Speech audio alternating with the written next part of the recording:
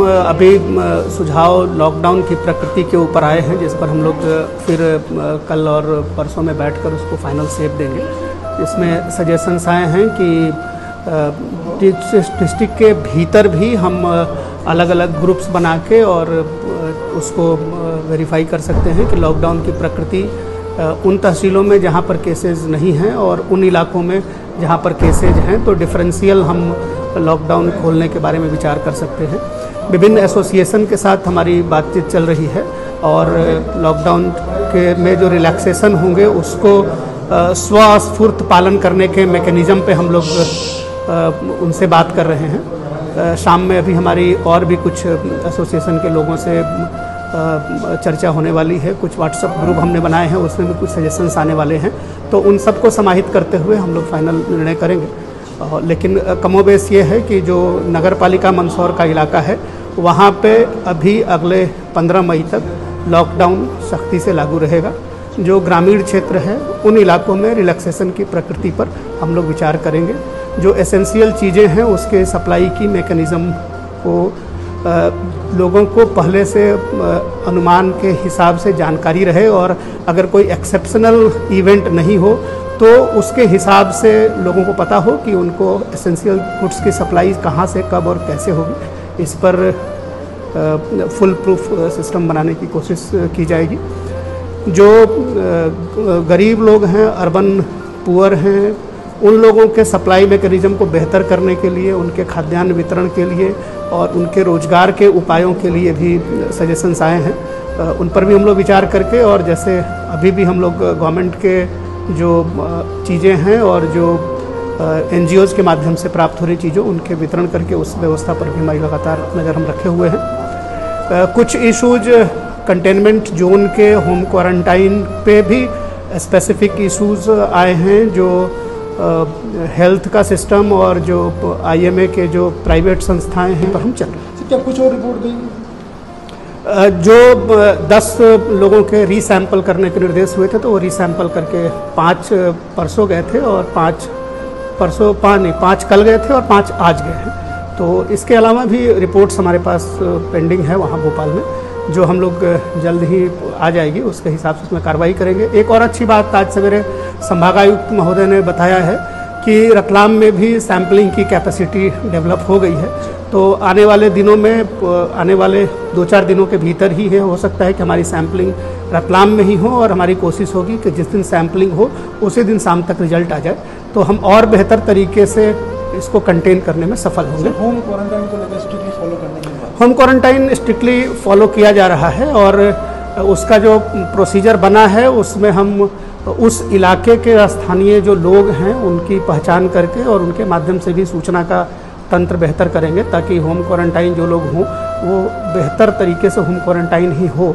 लेकिन आप सभी के माध्यम से मुझे सभी लोगों से अपील करनी है कि ये ऐसा विषय नहीं है या ये वायरस कंटेन करने का पूरा इशू ऐसा नहीं है जिसको कि प्रशासनिक तौर पर या चिकित्सकीय तौर पर या पुलिस के हिसाब से हैंडल किया जा सके। इसमें बहुत सारा आत्मानुशासन की आवश्यकता है, बहुत सारी सामाजिकता की आवश्यकता है और हमको सभी लोगों को इस बात को समझने की आवश्यकता है कि ये ऐसा वायरस है जो आपके भीतर रहे तब भी आपको पता नहीं चलता है, लेकिन आप कैरियर के रूप में काम करते हैं। तो हम जितना बेहतर तरीके से जो प्रोसीजर बताया जा रहा है, जो निवेदन किया जा रहा है, उसका पालन करें। जो हम मास्क का प्रयोग करें, सामाजिक गतिविधियों में न्यूनता ले आएँ फिजिकली। और तो होम क्वारंटाइन करने के लिए अगर किसी को होम क्वारंटाइन किया गया है तो हमारा ये निवेदन है कि उनको खुद बहुत अच्छे से होम क्वारंटाइन होना चाहिए, उनके घर परिवार और समाज के लोगों को उन पर नज़र रखनी चाहिए। It is not an administrative and policing matter.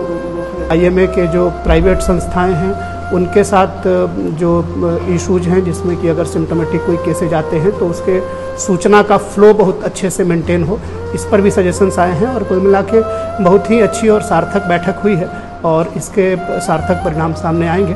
हम लोग कमिटेड हैं कि कोरोना के चाहे जो भी केसेस आ रहे हैं उनको कंटेन करें, वायरस को कंटेन करें। जो लोग संक्रमित हैं वो ठीक हों। कल एक बच्ची ठीक होकर वापस अपने घर गई है। हम बाकी जो 6 पहले से मरीज हैं हमारे यहाँ, उन सभी के सैंपल चले गए हैं और वी आर होपफुल कि ये लोग भी ठीक होंगे। जो नए संक्रमित लोग आए हैं उन सभी लोगों में कोई सिम्टम नहीं है, कोई सिम्टमेटिक नहीं है, तो वो भी हमारे लिए एक आशा का संचार करता है कि ये लोग भले ही संक्रमित हो गए हैं लेकिन इलाज के बाद ठीक होकर ये जाएंगे। हमारी पूरी कोशिश ये है कि वो जो लोग हैं चाहे वो नेगेटिव हों चाहे पॉजिटिव हैं, हम उनको अगले 14-15 दिनों तक अपने ऑब्जर्वेशन में रखेंगे और ये कोशिश होगी कि पूरी तरीके से वो ठीक होकर अपने घर जाए और वो इलाके जिन इलाकों में ये संक्रमण मिला है उन पे सघन स्वास्थ्य सर्वे और किया जा रहा है ताकि कोई भी और ऐसा मरीज हो तो हम बाहर निकाल लें। संख्या से हमें घबराने की आवश्यकता नहीं है क्योंकि अगर मरीज हैं, अगर बीमारी हैं तो वो जितना ज़्यादा बाहर आ जाएंगे वो हमारे समाज के लिए उतना अच्छा है और समाज के विभिन्न लोगों को भी हम इसमें जोड़ने की कोशिश कर रहे हैं और उनके माध्यम से भी हमारा सूचना तंत्र मजबूत हो, वायरस जहाँ भी हो वो बाहर आए, उसका इलाज हो, वो ठीक हो, इस लाइन पर हम चल रहे हैं। क्या कुछ और रिपोर्ट गई? हाँ, ज़िले में जो नगरपालिका क्षेत्र में डिफरेंट इलाके हैं उन इलाकों के सघन हेल्थ सर्वे थर्मल स्कैनिंग के साथ किए जाने के निर्देश मैंने दिए हैं। तो गुदरी का इलाका, मुल्तानपुरा का इलाका और नाहर सैयद का इलाका, इनका हम सघन हेल्थ सर्वे शुरू कर रहे हैं विभिन्न डिफरेंट टीम्स के साथ और कुछ और इलाके भी इस मीटिंग में बताए गए हैं। उन इलाकों पर भी हम काबरा हॉस्पिटल के आसपास का इलाका है उस इलाके पर भी हम सघन हेल्थ सर्वे प्रारंभ करेंगे। तो हमारी पूरी कोशिश है, हम लोग पूरी मेहनत कर रहे हैं, आप सभी का सहयोग मिल रहा है। बस लोगों से निवेदन ये है कि आप घरों में रहें, मास्क लगाएं, अगर होम क्वारंटाइन किया गया है तो उसका पालन करें। जिस घर में लोगों को होम क्वारंटाइन किया गया है तो घर के सभी सदस्य होम क्वारंटाइन रहें और थोड़ा अपने ऊपर आपने जैसे 40-45 दिन निकाले हैं, थोड़े दिन और निकालें और वायरस से मुक्त होंगे तो फिर आपकी तकलीफ़ें कम होगी, समाज की तकलीफ़ें कम होगी। हाँ, जो कंटेनमेंट जोन है उसमें जो उस इलाके के प्रभावी लोग हैं उन लोगों से भी हम लोग चर्चा कर रहे हैं और उनको भी इसमें शामिल कर रहे हैं।